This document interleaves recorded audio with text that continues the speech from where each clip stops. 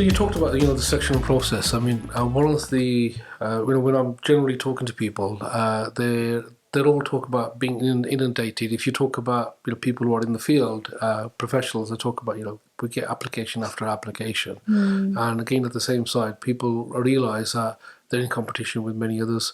So how does a young person or an individual, when they're applying to an organisation like yourselves, who has got so many job opportunities, so your brand is well recognised, people understand that there's opportunities there, they've believed in terms of the vision the organisation has and so forth. But how do you stand out?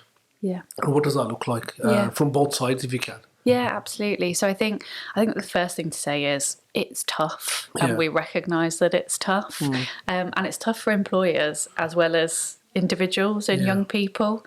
So there's the challenges of an employer on how do you stand out, and although we are a big brand name, we're a FTSE 100 company.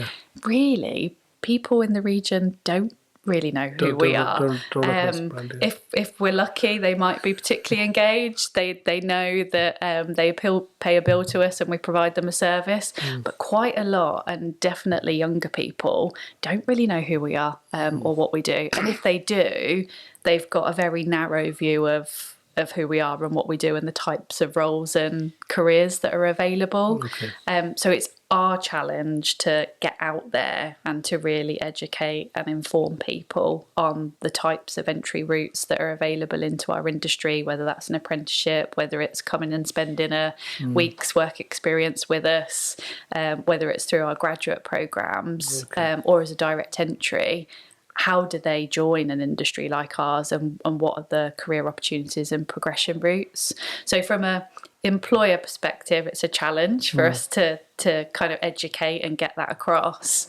From a individual or a young person's perspective, and I'm a real strong advocate for this, we use something called strengths-based recruitment. So we don't use the traditional competency-based recruitment because that can cause bias, because naturally the way that the questions are structured, they're asking people to demonstrate examples and skills and knowledge and experience that a 16 or an 18-year-old's just not going to have. So it's automatically unfair or favouring those people that have got networks and have been able to access work experience.